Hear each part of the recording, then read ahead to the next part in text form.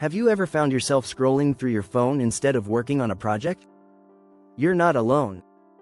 Studies show that about 20% of adults are chronic procrastinators, meaning they regularly put off tasks, even when they know it can hurt their success. Shocking, right? It gets worse. Procrastination can lead to increased stress and anxiety, affecting your mental health and overall well-being. Here's a surprising fact: procrastination is more than just a bad habit, it can cost you opportunities. Research indicates that people who frequently delay tasks can miss out on promotions and personal growth. In fact, according to a study published in Psychological Science, procrastinators are less likely to achieve their goals than those who take action. But why do we procrastinate?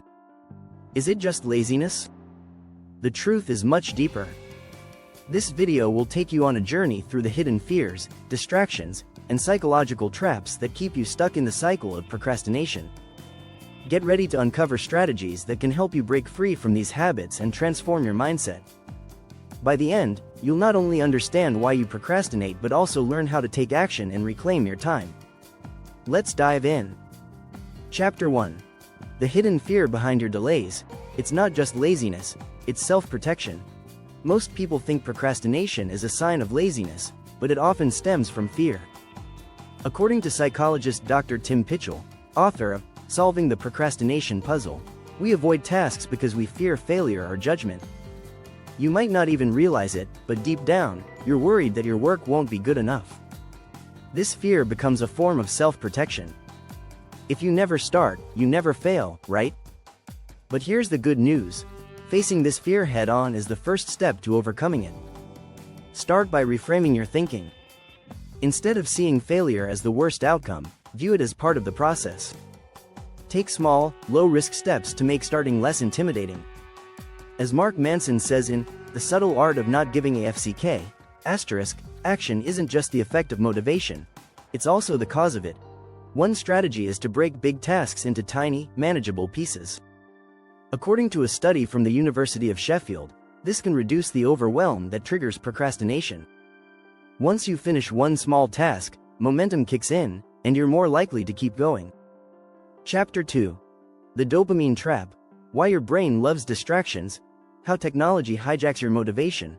Why do we keep scrolling on Instagram or binge watching Netflix when we know we have important things to do? The answer lies in your brain's chemistry.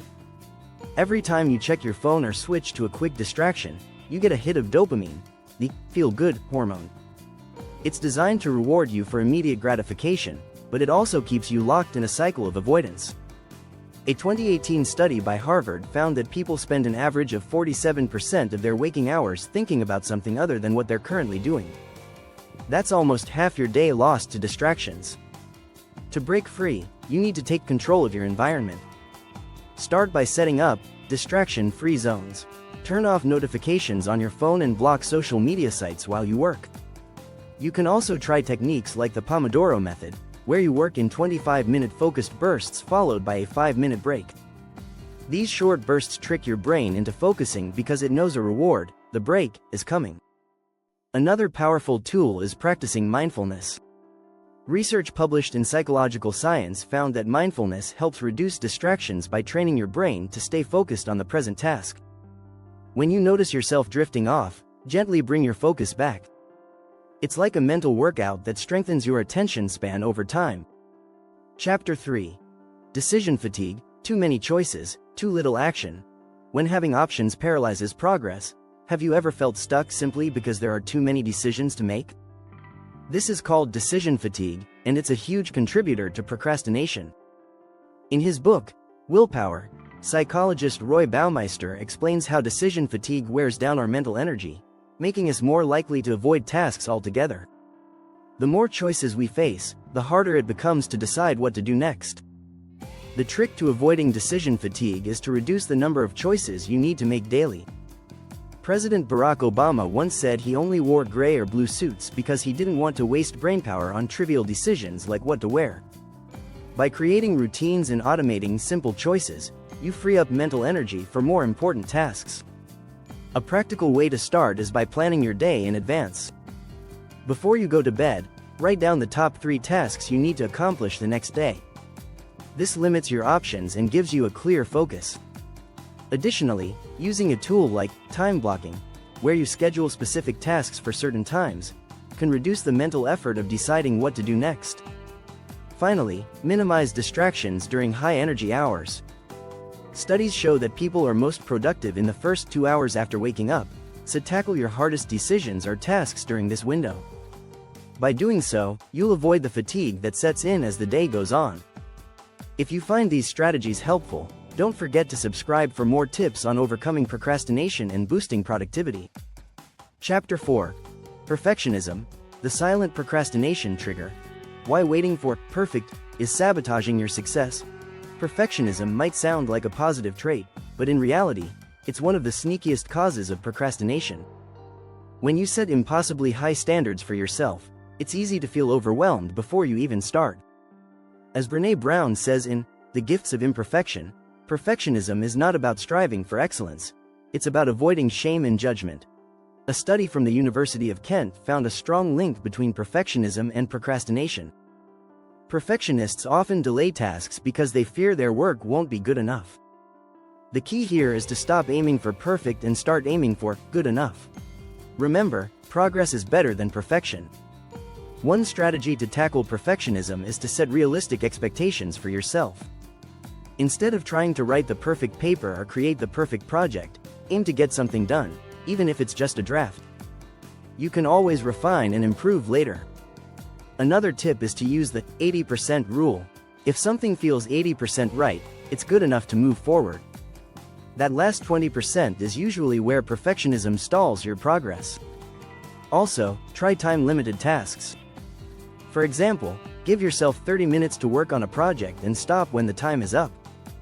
This limits the chance to overthink and pushes you to produce results within a set time. Chapter 5. Time Optimism. Why you always underestimate deadlines. Mastering the art of realistic time management. If you've ever started a project thinking it will take 20 minutes, only to find yourself 3 hours deep, you've fallen victim to time optimism. Most of us are overly optimistic about how much we can accomplish in a set period.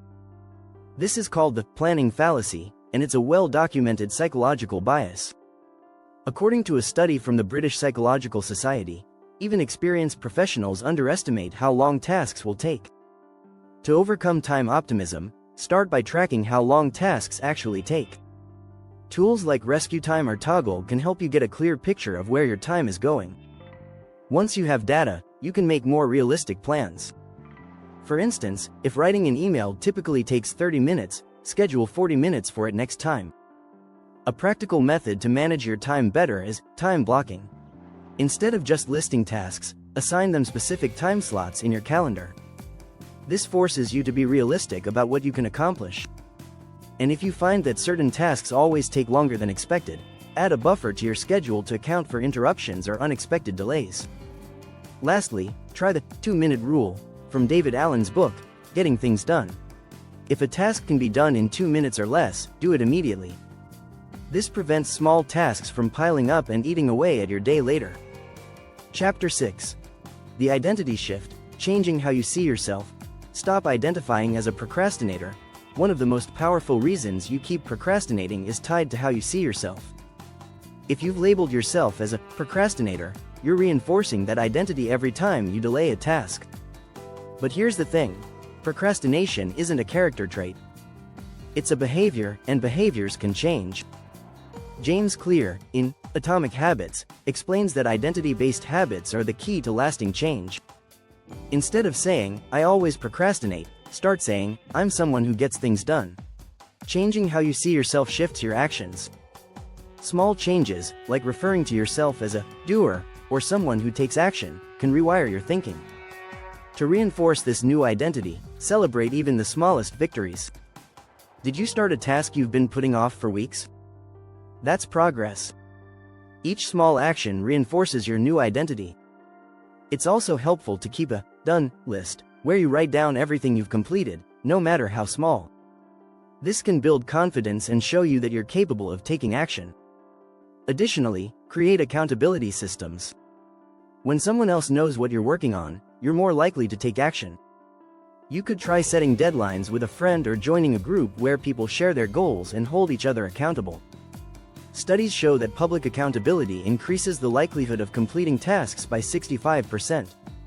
If you enjoyed these insights and want more tips on overcoming procrastination and boosting productivity, subscribe to our channel for more engaging content.